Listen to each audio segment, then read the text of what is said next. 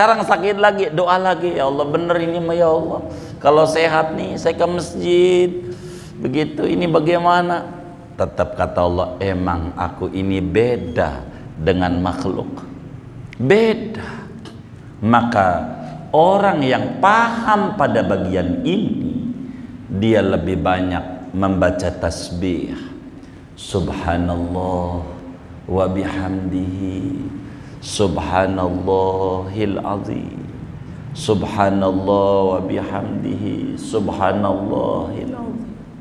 Bahkan di saat sujud, di mana paling dekatnya hamba dengan Allah kala sujud, wasjud waqtarib, sujudlah anda, dekatlah anda dengan Tuhan. Apa yang dibaca saat sujud? Tasbih. Subhana rabbiyal a'la wa bihamdihi. Maha suci Allah, Tuhanku yang maha luhur. Saya merendah.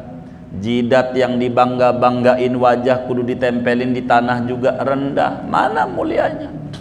Tanah ditempelin, anggota paling mulianya rendah. Nggak ada layak untuk disombongkan. Isinya kotoran mua, sabanari kotoran, kencing kotoran, darah kotor, belek kotor, ingus kotor, iler kotor, muanya kotor. Mana yang kita layak sombongkan? Nggak ada. Yang suci hanya Allah. Semua makhluk kotor.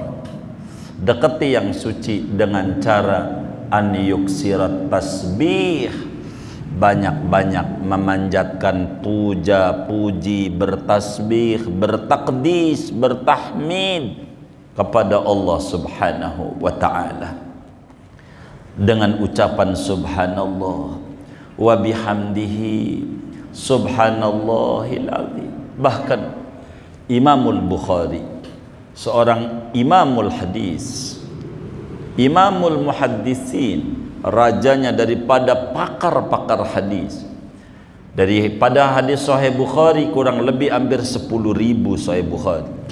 Hadis terakhir yang beliau tulis pada akhirnya adalah bagaimana memanjatkan pujian kepada Allah.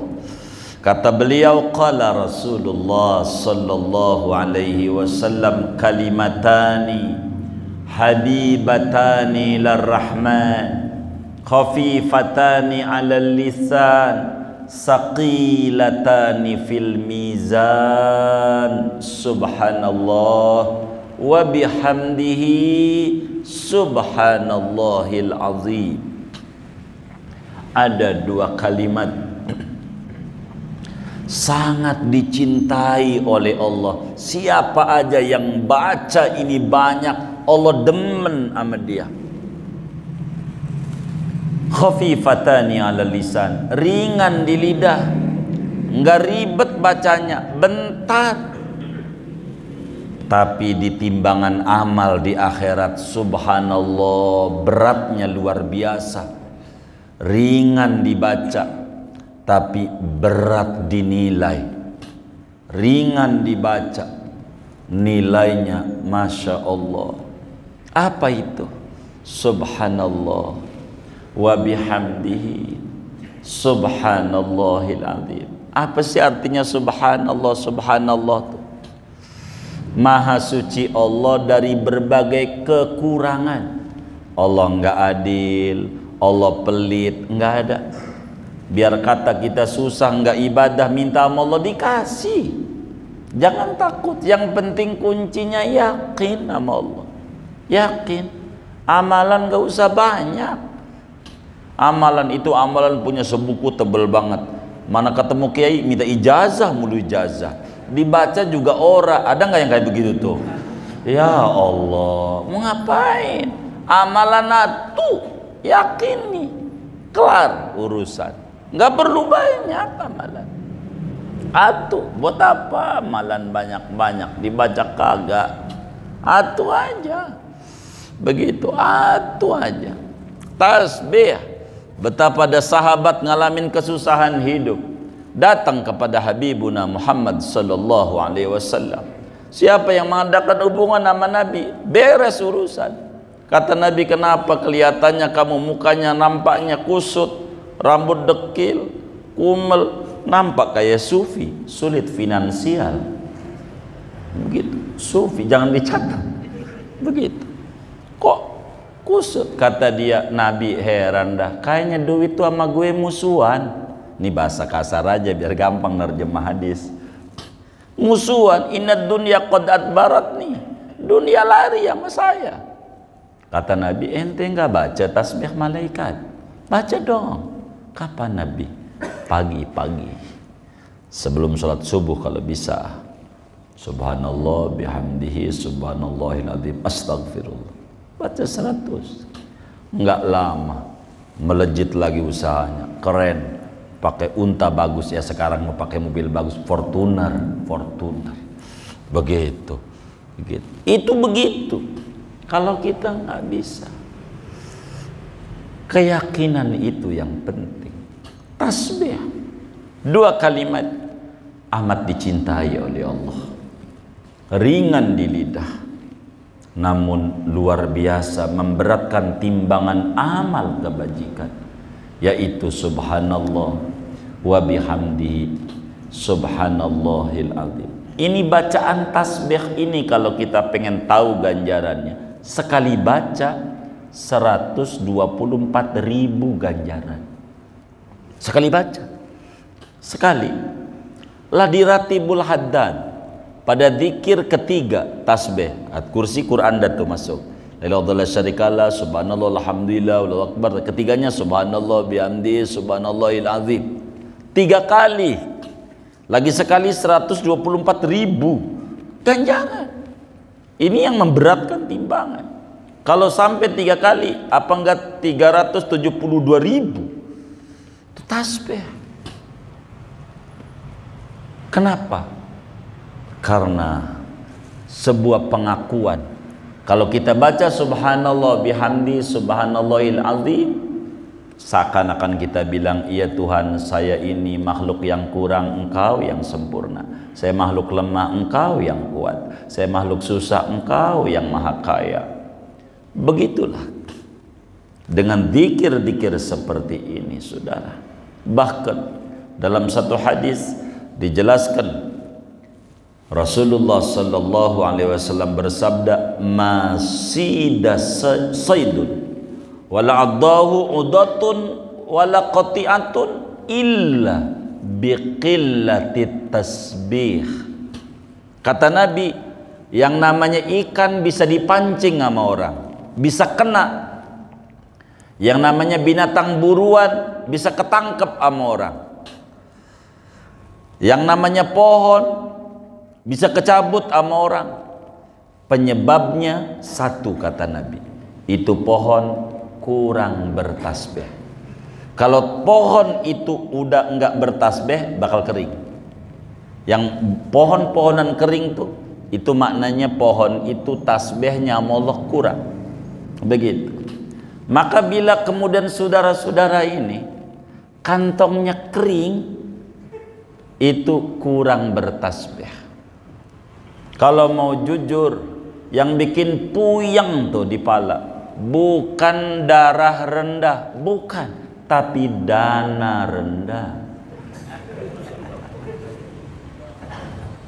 Bener nggak? Tuh, itu yang bikin puyeng. Nih ngobiak kagak ada yang gul nih, ya Allah, covid sampai kapan covid mau disalahin? Begitu kagak gul-gul. Ya Allah, ini nih yang bikin puyeng, bukan darah rendah, tapi apa? Hah? Apaan? Dana rendah. Nah, bagaimana biar enggak dana rendah? Tasbih. Antara sholat qobliyah subuh atau sholat sunnah subuh, sunnah fajar namanya, sama sholat subuh, baca tasbih 100. Subhanallah bihamdihi subhanallahil azim astaghfirullah. Subhanallah bihamdihi subhanallah astaghfirullah. Enggak keburu karena komatnya bentar. Habis sholat subuh enggak apa-apa. 100. Jangan tinggal. Jangan putus tuh 40 hari, jangan sampai putus ulang. Terus saja. Sebab sahabat Nabi diajarin begitu. Ya Allah, tokonya di mana-mana. Begitulah hidup. Jadi kita orang ini demennya, pengennya panen tapi nanem ogah. Ini penyakit. Pengennya dikasih kesuburan, zikir kurang mau. puji Allah. Dan perlu difahami, kita memuji-muji Allah itu bukan berarti Allah itu kurang sehingga perlu dipuji-puji, bukan. Tapi untuk supaya kita bisa disucikan oleh Allah, bisa dipuji oleh orang, karena kita banyak memuji Allah subhanahu wa ta'ala. Karena Allah maha sempurna, la nihayata li kamalih, enggak ada ujungnya bagi kesempurnaan Allah. Inilah puncak mukhalafah lil hawadisi. Maka saat ruku, saat sujud kita, di mana tempat yang tingginya tempat, diajarkan oleh Nabi tasbih, bukan doa, bukan. Kok tasbih? Karena tasbih lebih tinggi daripada doa. Banyak orang yang sujud lama dalam sholat, minta ini minta itu, udah cukup yang diajarkan Nabi, mau ngapain lagi? Duit ada di situ, tapi subhanallah nggak ada gambar-gambar duitnya. Nggak begitu, bukan kelas kita mengurainya. Udah kita percaya kelasnya, kelas awam. Kita bukan dokter, kata situ pabrik obat, apa itu di samping tuh, PT apa itu obat itu, Paros, tuh ada macam-macam. Udah urusan dia deh ngeracik obat, kita minum aja nih Ustaz kepala, minum aja, udah percaya aja.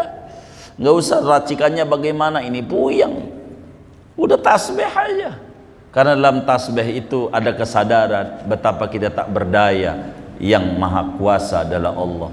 Di saat itu tuh kesadaran, maka Allah bakal kasih paham ini hamba, kasih dia kesuburan nama Allah. Inilah kunci. Bagaimana orang udah ngaji mukhalafal hawadisi, banyakin puja-puji Allah, banyakin puja-puji Allah. Rasulullah sallallahu alaihi wasallam sangat dipuji oleh Al-Quran pada surat Al-Baqarah. Qad nara taqalluba wajhika fis sama. Sungguh, kata Allah, aku perhatikan matamu larak-lirik ke atas, ke langit. Nabi itu adabnya tinggi, tidak mau minta sama Allah, karena minta ngatur. Minta itu ngatur. Dan kita kedudukannya hamba, hamba tuh diatur.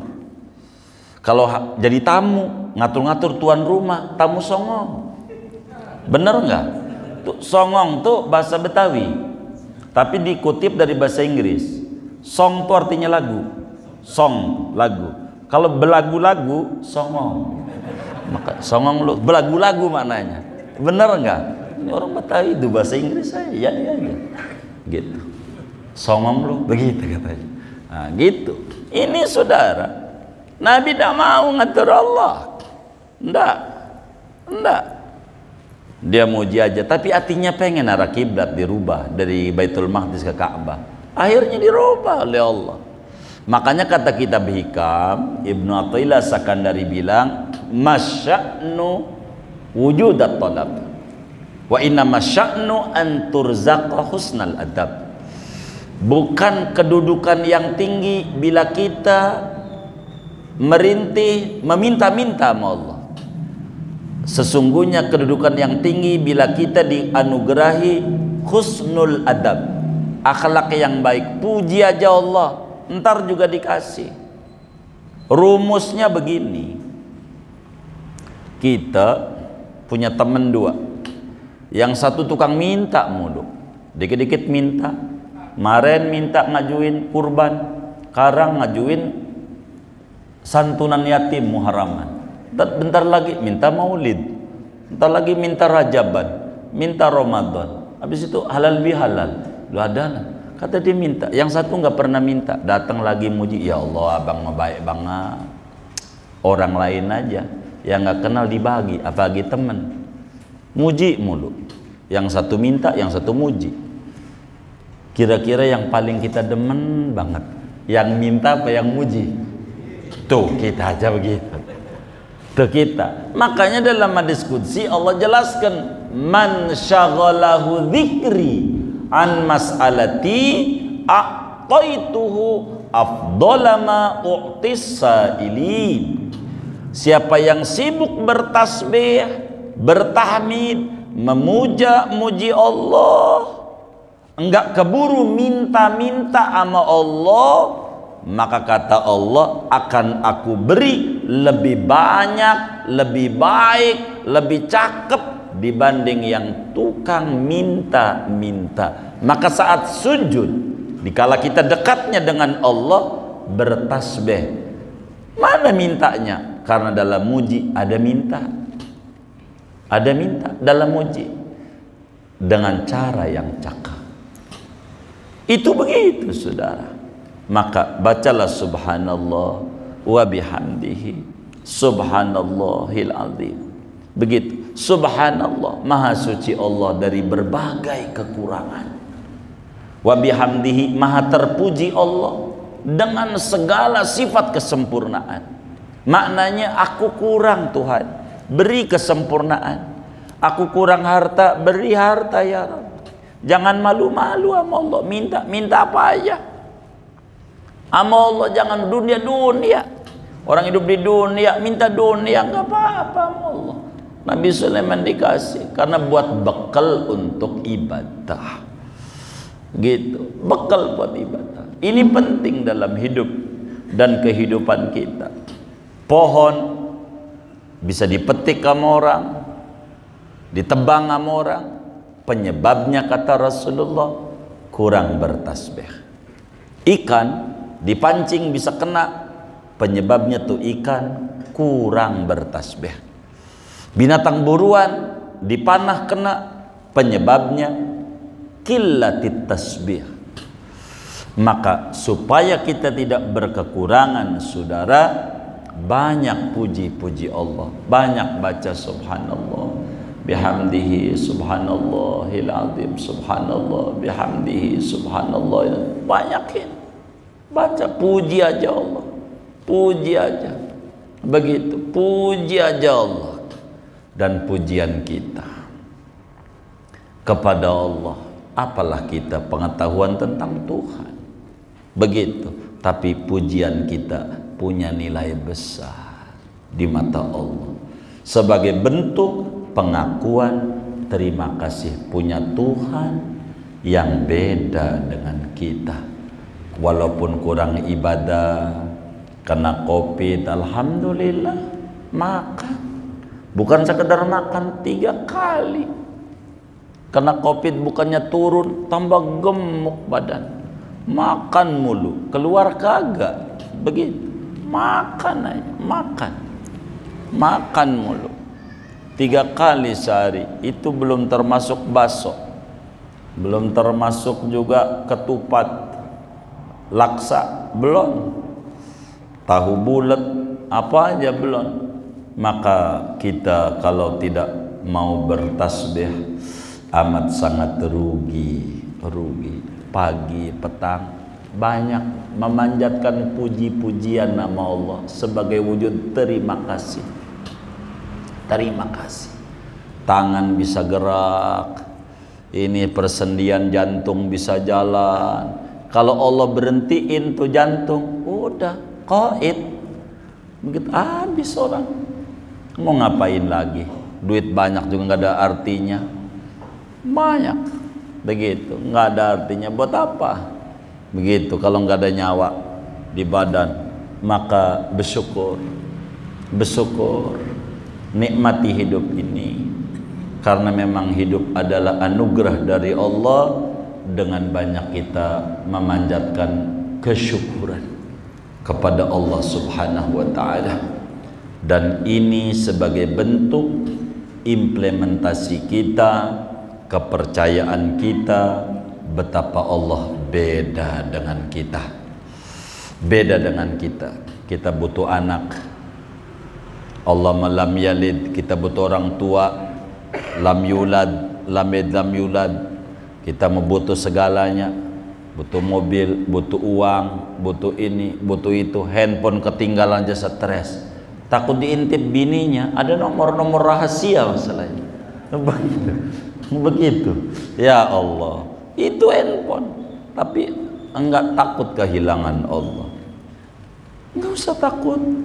Bila Anda punya masalah besar dalam hidup, keuangan Anda tidak stabil, bikin stres, Nggak usah panik, nggak usah stres, balik kepada Allah, balik kepada Allah.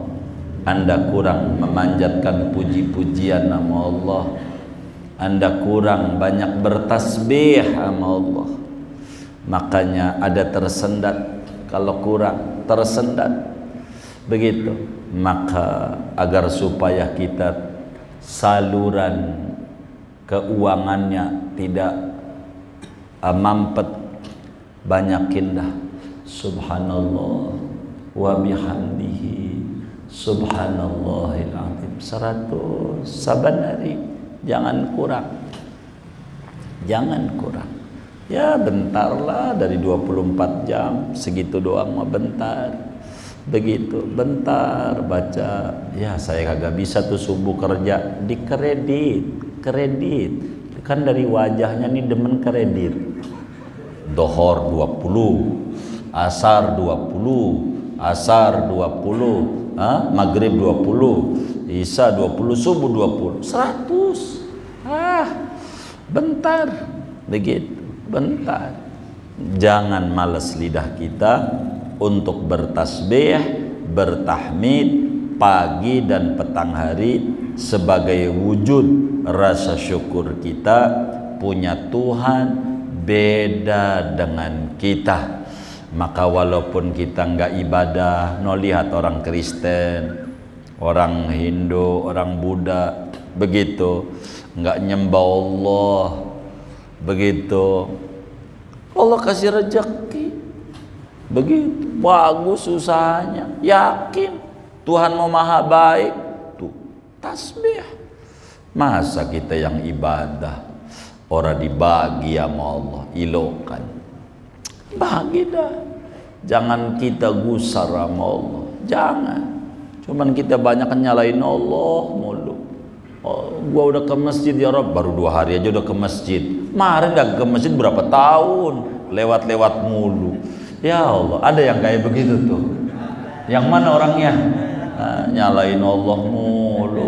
Jangan, jangan, jangan.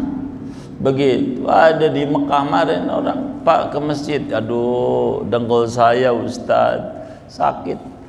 Ente beruntung, sakit bisa ke Mekah, banyak no di Indonesia orang seger buger ke Mekah kagak bisa-bisa. Ini nikmat dari Allah, kali sembuh dari Allah, ke masjid. Oh begitu, iya masjid. Ngapain dari Indonesia ke Arab nyampe, masa dari hotel ke masjid orang nyampe deket banget masjid. Saya semangat juga sama kawan kita, jangan itu udah tua susah. Ya Allah tambah demen gitu, orang dikata jangan gitu, masjid dorong gitu, mati di masjid bagus begitu. Agar supaya kita ini bertasbih, bersyukur sama Allah. Keluhan tidak bisa merubah keadaan, meski sedikit melegakan perasaan. Tetap aja banyakin bersyukur, bertasbih sama Allah. Subhanallah semua. Kalau kita sakit banyak bertasbih aja. Kalau kita sakit, ada apa ini dicubit sama Allah, kurang tasbih, tasbih yang banyak. Jangan langsung ke dokter, jangan.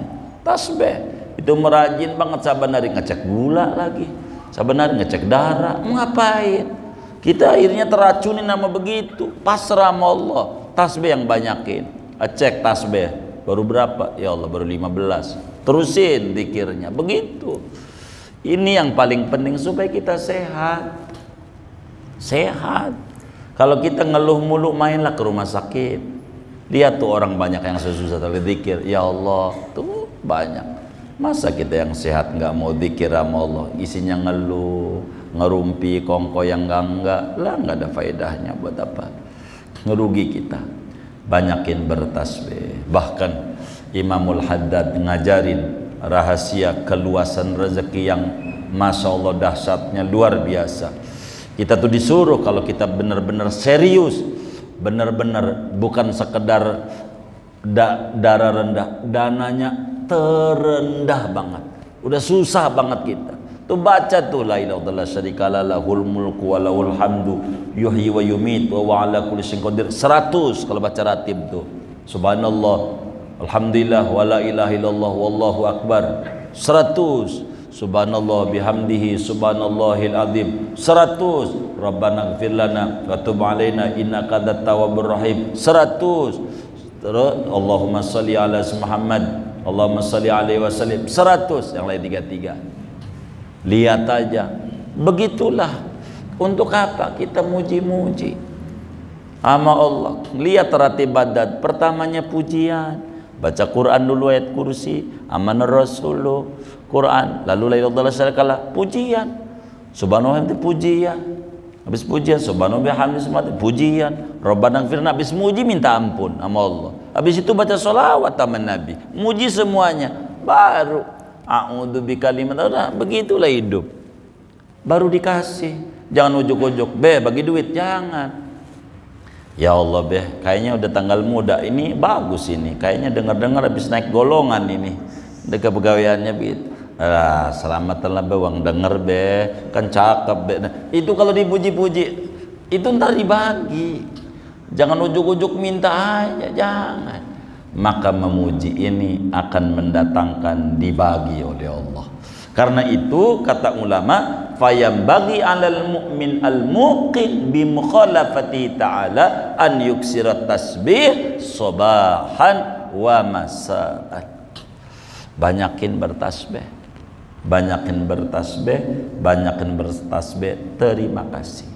Andai Allah enggak bagi duit sama kita, andai Allah enggak bagi sehat sama kita, cukup bagi hidup aja, hidup cukup. Dalil Allah baik sama kita, hidup doang gitu. Apalagi kita dibagi segalanya, ada segalanya.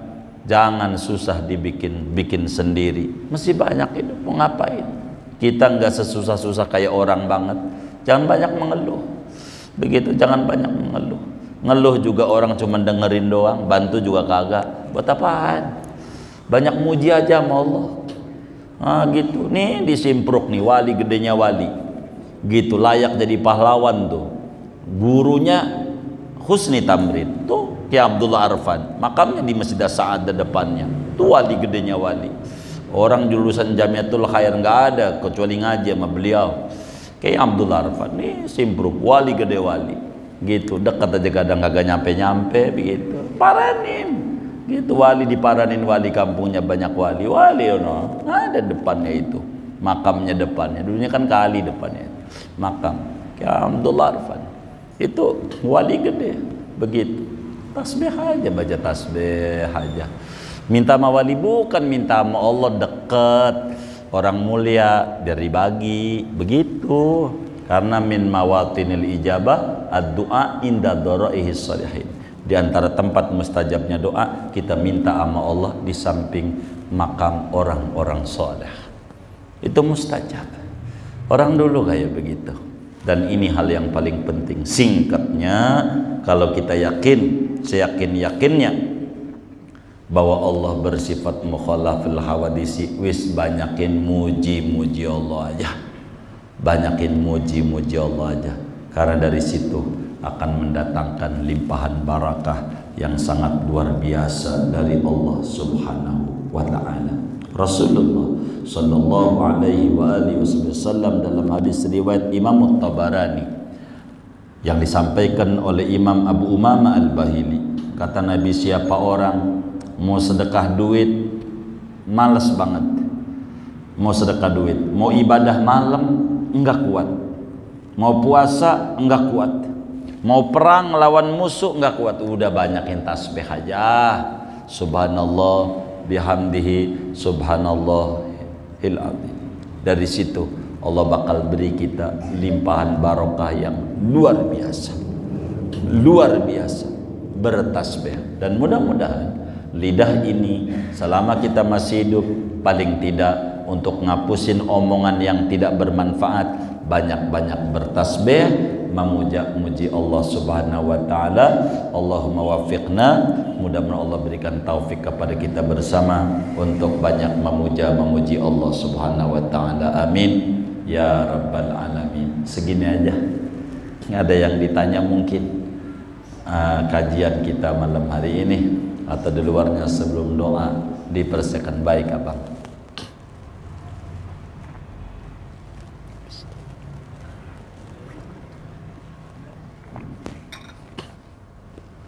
Assalamualaikum warahmatullahi wabarakatuh. Waalaikumsalam. Di ruang tema dulu. Iya baik.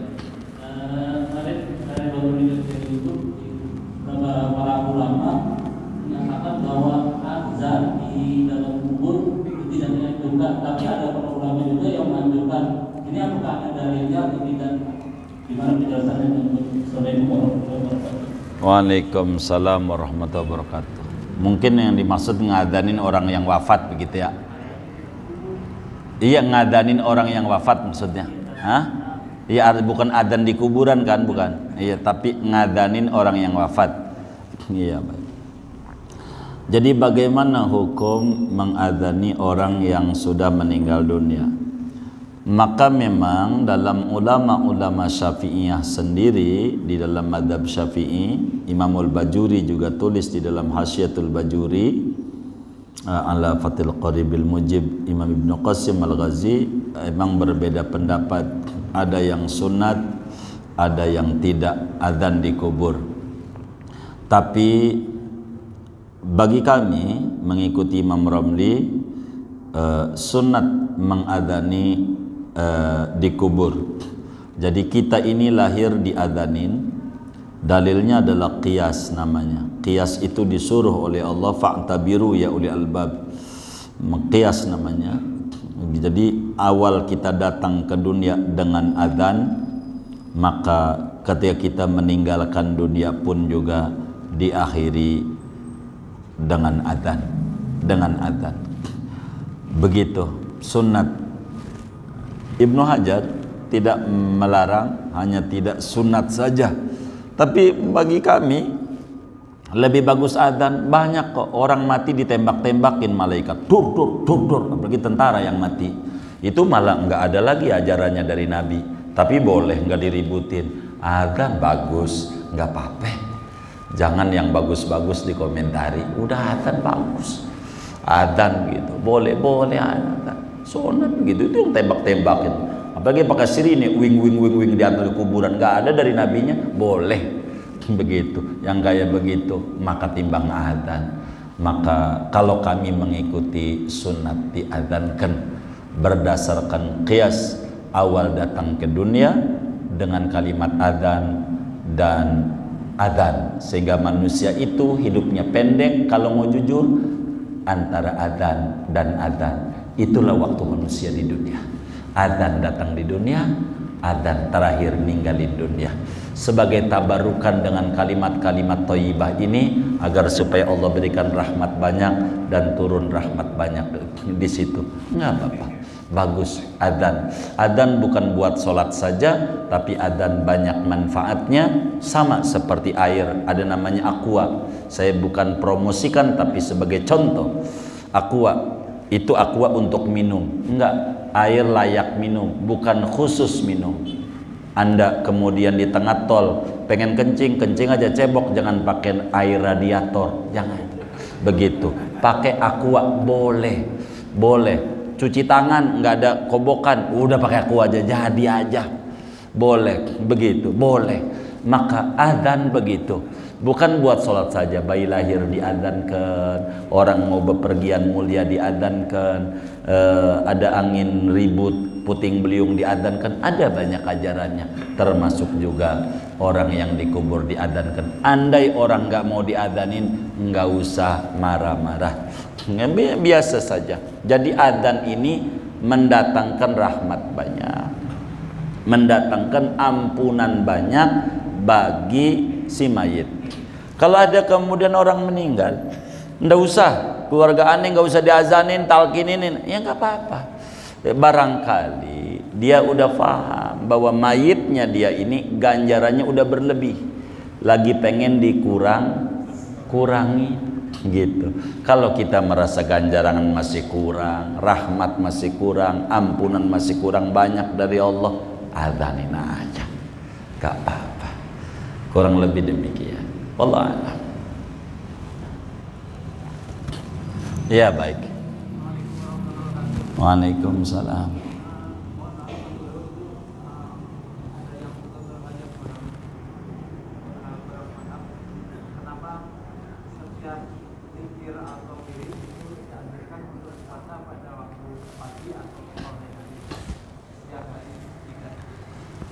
Sebetulnya banyak kegiatan di siang hari.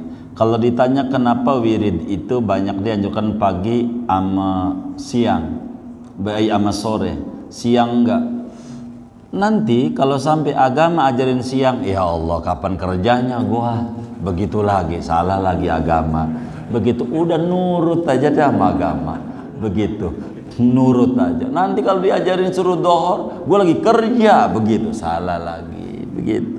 Jadi ikuti aja aturannya, wasabbihuhu bukratan wa asila. Anda bertasbih kepada Allah pagi dan petang hari. Emang Allah suruh begitu. Di waktu itulah banyak orang yang lalai. Supaya kita tidak tergolong daripada ghafilin, maka kemudian kita dianjurkan berzikir di saat pagi dan petang hari. Kurang lebih demikian yang saya mampu untuk menjawabnya. Wallahu a'lam. Sudah? Baik. Baik. Waalaikumsalam.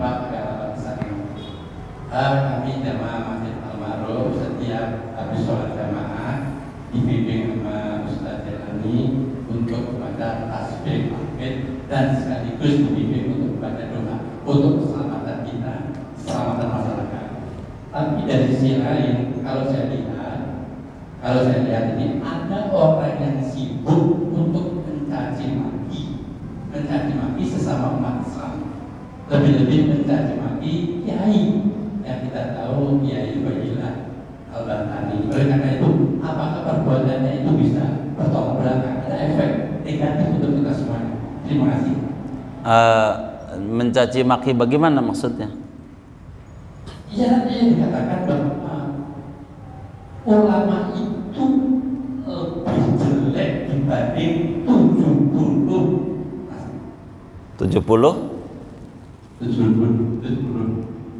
Maaf saya bilang Habib Nasab, karena ada di tweet seperti itu kan menjadi kita.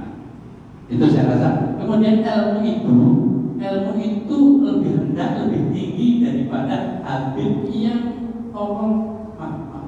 yang bodoh, yang jahat. Apakah kalimat-kalimat itu mengganggu efek kita untuk beribadah kepada Allah?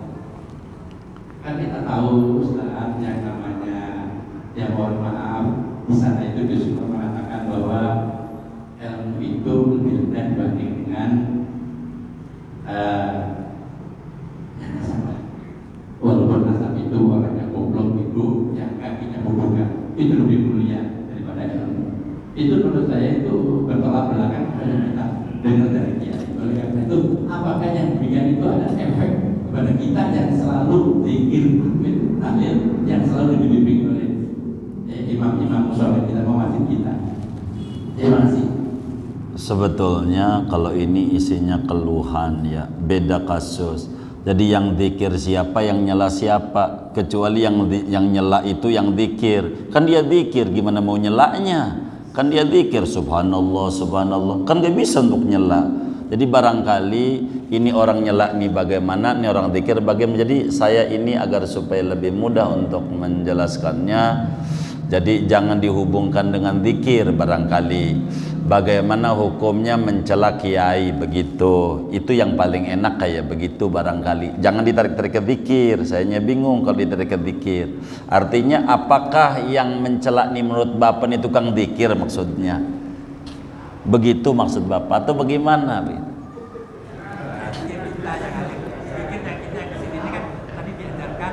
Kan diajarkan oleh Sejailani nih zikir-zikir. Iya. Tapi dari sisi lain ada orang yang tidak sebab dengan kita. Apakah perbuatan dia itu membawa efek negatif? Oh baik. Apakah perbuatan orang lain itu akan membuat efek negatif sama kita? Jawabannya bisa iya, bisa tidak. Dari mana kita bisa iya? Kalau kita pikirin. Ada orang nyelak kita, kita pikirin aja. Si anu teh padahal gue udah baik ini. Itu enakan dia, habis nyela dia tidur ngorok, kita meremelek, ngefek. mikirin dia. Mendingan bapak zikir aja, ikuti Ustaz Jailani. Saya aja ikut Syekh Abdul Qadir Jilani, apalagi Jailani dari Al-Ma'ruf, lebih diikuti aja. Udah jelas orangnya dah. Begitu. Kalau ada pemilu dia nyalon presiden, kita pilih, jelas orangnya. Bener nggak? Yang jelas-jelas saja. Jadi intinya gini, kalau di YouTube Bapak harus lebih banyak mengikuti kajian kayak model begini saja. Pesan saya, jangan ngikuti yang orang dibenturkan satu dengan yang lain. Habib dengan ulama dibenturkan. Orang dua-duanya mulia. Saya mau dongeng satu, biar kita bisa paham dan duduk pada materinya. Dulu ada ulama besar sahabat Nabi, namanya Mu'ad bin Jabal. Kalau tidak khilaf ya, takut sayanya khilaf, harus diintip lagi. Intinya sahabat besar, berjumpa dengan Sayyidina Abdullah bin Abbas. Ini Ahlul Bait, keluarga Nabi, sama-sama Bani Hashim, anak Abbas, makamnya di Taif. Maka Sayyidina Mu'ad bin Jabal ngelihat daripada Sayyidina Abdullah bin Abbas itu, tuntun dia punya kuda, dituntun. Ini kiai nih, Mu'ad bin Jabal nih kiai. A'rafukum bil halali wal harami Mu'ad bin Jabal. Orang yang paling mengerti halal dan haram, artinya hukum, kiai, gedenya kiai ya Mu'ad bin Jabal. Begitu. Nabi puji itu. Ketemu Ibnu Abbas, kemudian dituntun. Itu kudanya, padahal bocah, muda gitu. Mu'ad bin Jabal udah sepuh, dituntun. Tuntun. Kayak begitu. Kalau sekarang tuh Hadratus Syekh Muallim Syafi'i Adzami rahimahullah ketemu Habib masih bocah, cium tangan, itu Kiai Syafi'i Adzami. Padahal kiai gedenya kiai. Kiai gedenya kiai. Ketika Kiai Abdullah Syafi'i, orang sebut macan panggung. Gitu. Kiai Abdullah Syafi'i, siapa yang tidak kenal yang Asy-Syafi'i ya, Abdullah Syafi'i. Tapi ketika dibilang macan, bukan, macan nyono. Itu yang macan no, Kiai Syafi'i Adzami. Tapi Muallim Syafi'i Adzami biar kata, udah sepuh, ketemu habaib, cium tangan hormat. Dari mana? Ini sahabat Nabi nih, Mu'ad bin Jabal, hormat sama Sayyidina Abdullah bin Abbas, cium tangan. Dikata kenapa? Seperti ini kami disuruh oleh Rasulullah hormat sama keluarganya Rasulullah. Disuruh, ahakadha amarona Rasulullah SAW bi ahli baiti. Seperti ini kami disuruh oleh Rasulullah sebagai umat untuk mencintai daripada ahlul bait. Quran yang nyuruh, qul la as'alukum alaihi ajran illal mawaddata fil qurba. Sampaikan oleh Nabi Muhammad, aku tidak minta upah. Dalam dakwah Islamiyah ini mengenalkan manusia tentang siapa penciptanya, supaya menjadi manusia seutuhnya. Aku nggak minta apa-apa, kecuali aku minta sayangi keluargaku. Sayangi keluargaku. Ilal mawaddata fil qurba. Mau dia baik sama kita, mau tidak, kita harus sayang. Nah, maka Mu'ad bin Jabal itu mengamalkan itu. Tapi Ibnu Abbas kemudian cium tangan juga lagi. Kata Ibnu Abbas, kenapa enggak mau Mu'ad bin Jabal? Kemudian kata Ibnu Abbas, hakada amarona Rasulullah bil ulama. Seperti ini kita diperintah juga oleh Rasulullah untuk hormat sama ulama. Maka jangan dibenturkan tentang hal ini, dan kita jangan mau ditarik pada wilayah-wilayah yang seperti itu. Tidak ada manfaat buat kita, yang ada dosa demi dosa. Mencela ulama, mencela habaib, aduh dosanya besar. Coba dipikirin, sama orang-orang yang mencela Habibana Rizik Syihab segala macam tuh. Coba dipikirin nama dia, adakah duit dia dicolong oleh Habib Rizik? Adakah duit dia, keluarga dia diganggu? Enggak ada, cuman katanya dengar YouTube, berita-berita yang tidak benar, hanya dari dengar doang. Banyak, dan ini yang menyebabkan kita menjadi berbenturan. Oleh karena itu kita pada bagian ini kita disuruh hormat sama ahlul bait, kita disuruh hormat sama ulama. Ulama nih mohon maaf, ulama biar gampang dah saya kasih contoh. Ada ulama mabok nih bener, minum teh botol cap topi miring. Nih ulama nih, umpamanya nih bapak ketemu tuh ulama, kita lihat dia lagi mabok, orang kampung sebut beler namanya, lagi mabok tuh ulama, kita nggak boleh nyela. Tuh ulama nih kelasnya, apalagi apa itu nyela ulama. Kenapa? Karena begini, dia mabuk, kita kan nggak tahu habis itu pisah. Dia kan ada ilmunya, cara tobatnya dia tahu, kesempatan diterima sama Allah dia punya, wong dia punya ilmu, rukun tobat dia tahu, ini dia tahu. Kita celak sama kita, padahal dia udah tobat sama Allah, karena dia tahu ilmunya. Dan Nabi sampaikan, at-taibu minadz-dzambi kaman la dzambala. Orang yang taubat dari dosa, maka dosanya bas habis, udah bersih. Lalu kita masih celak, padahal dia udah tobat. Celak terus, celak terus, celak terus. Kerugian besar sama kita, mencela orang yang bertobat dosanya besar. Itu ulama. Maka kita mau ngaji kita sama kiai, apalagi mau kagak ngaji, apalagi guru ngaji sendiri dicela, udah habis lah. Man adali waliyan faqad adantu bil harbi.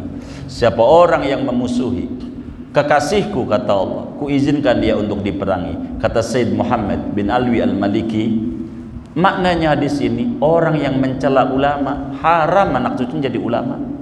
Haram, no comment.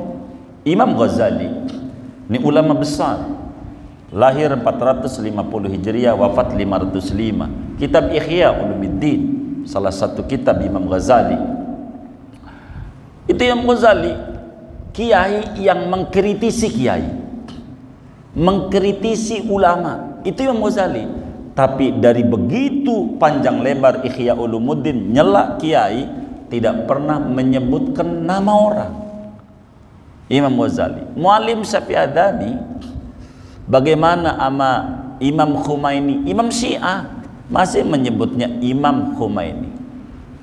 Betapa takzimnya sama ilmu.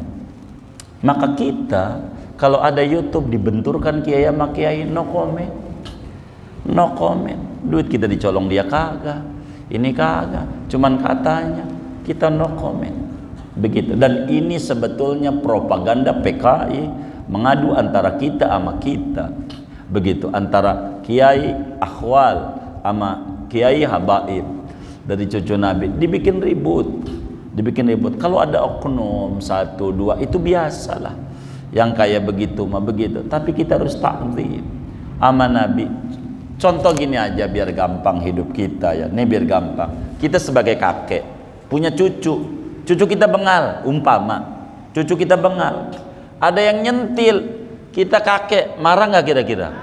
Marah lah. Rasulullah yang punya syafaat, cucunya kita cela-cela, kira-kira Rasulullah marah nggak? Kagak dapat surga, kagak dapat surga. No comment. Kalau ada yang dirasa kurang baik anak cucu Nabi di mata kita, umpama di mata kita ini kurang baik, begitu bener, lurusin dia, lurusin. Itu Nabi yang nyuruh, lurusin, lurusin. Diingetin, engkau harus ikut datuk engkau, engkau harus ikut datuk engkau. Kalau dirasa ada yang kurang, jangan. Dan ini memang kita lagi digiring menuju ke sana, digiring, dan kita jangan mau berbenturan menuju kemari. Kalau sampai kita menghina ulama, no comment. Sulit anak cucu kita jadi kiai, nggak bisa. Penyebab anak cucu kita nggak jadi kiai karena kita nyela ulama. Kalau pengen kita harus rapi, no comment. Apa kek? No comment. Begitu. Kenapa no comment? Dia punya ilmu, kita enggak. Dia cara taubat dia bisa, kesempatan taubat dia bisa diterima sama Allah. Siapa kita mencela ulama? Ilmu kita dapatnya dari ulama. Kalau mencela ulama, maknanya mencela ilmu yang ada pada dadanya, dan itu ilmunya Allah, mencela Allah dan mencela agama Allah. Bahkan dalam madzhab Hanafi, Imam Ibnu Hajar Al-Haytami di dalam kitabnya Al-I'lam biqawatil Islam, man ahana aliman faqad kafar. Siapa yang menghina, mencela, mencaci maki kiai, kafir detik itu juga. Begitu. Oleh karena itu, Imam Abdul Wahab Asy'arani, pengarang kitab Tambihul Mughtarrin, dalam kitab Al-Unhud wal Mawasiq, kata beliau, ukhida alaina al-ahdul ammu min Rasulillahi sallallahu alaihi wasallam an nubajjilal ulama wa an nu'azzimahum wa an nahtarimahum walau lam ya'malu bi'ulumihim. Kita dengan ucapan asyhadu alla ilaha illallah wa asyhadu anna muhammadar rasulullah, kita mengikat sumpah setia sebagai pengikut Muhammad Rasulullah untuk mengagungkan ulama, untuk menghormati ulama, memuliakan ulama, sekalipun tu ulama kagak ngamalin ilmunya. Urusan ngamalin urusan dia. Jangan kita ikut-ikutan nyelak dia, dosa lagi. Dia kagak ngamalin, dosa dia. Jangan ikut-ikutan kita ikut dosa juga, pengen dibagi dosa dia sama kita. Jangan, rugi. Urusan dia kagak ngamalin, urusan dia. Begitu, serahin nama Allah, serahin nama Allah, serahin begitu sama Allah. Kenapa? Tidak sedikit kok, banyak kiai-kiai yang muncul tuh dulunya kecilnya Allah bengal, ya Allah bengal, ya itu orang tuh ya. Tuh Habib dulu kecilnya kita jitakin tuh, sekarang bisa ceramah kayak begitu ya.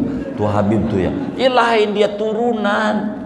Gundu kalau ditaruh di turunan bagaimana gundu? Lah gelinding, dia turunan. Dan dijelaskan dalam mahfudot, al ilmu nurun. Lah kita naikun ya kan. Ya Allah, naikun. Naik, udah begitu malas lagi. Maka kita orang ini hormat aja sama kiai. Pokoknya sama kiai no comment. Apa kayak no comment sama kiai. Kalau kita terbawa oleh YouTube ataupun berita-berita simpang siur diadukan antara kita sama kita, aduh, sebuah kerugian. Dan ini adalah sebuah penyakit zaman dulu, kita demen diadu domba antara sini sama sini sama sini. Buat apaan hidup? Capek kita. Dan kita disuruh oleh Nabi, irhamu man fil ardi yarhamkum man fis sama. Sayangi yang di bumi. Hatta orang kafir kita sayangi, kita doain dia biar dia dapat hidayah, apalagi muslim. Maka yang terjadi keributan-keributan yang ada antara nasab dan ilmu, udah kita di situ tidak ada. Nasab kita darahnya bukan biru, merah lagi. Ilmu kita nggak ada, mau ngapain ikut-ikutan begitu? Dah kita mengaji aja tiap malam Jumat pada maghrib 2 minggu sekali, jangan ditinggal. Khususnya sama Maulid Bunyamin dah tuh, Allah jaga kesehatan beliau, Allah jaga kesehatan beliau, ngajar di al-ma'ruf, ikuti aja tuh. Kita bihikam biar kita lempeng sama Allah, usul sama Allah. Ini yang paling enak. Capek kalau dibentur-benturin kayak begitu, ujungnya capek kita, capek. Jadi kita no comment kalau udah urusan-urusan begitu. Bukan kapasitas kita untuk menilai nasab dan ilmu. Kita mau urusannya ngaji aja dah. Begitu aja deh ya jawaban saya ya. Mohon maaf dan mohon maaf. Sebagai terakhir kita baca Fatihah. Ini ada infak dari hamba Allah, pahalanya untuk almarhum Bapak Yudi Sugiarto, dan ini juga dari hamba Allah, pahalanya untuk almarhum Haji almarhum orang tua kita Mbak Yai Nunung Marzuki. Mudah-mudahan infaknya para hamba Allah ini diterima oleh Allah, diganti berlipat-lipat ganda, diberikan rezeki yang luas, yang halal, yang barakah, disehatkan dohir batinnya, dan anak keturunan menjadi hamba-hamba Allah yang solehin dan solehat, disampaikan ganjaran pahalanya kepada almarhumah yang beliau-beliau dan semuanya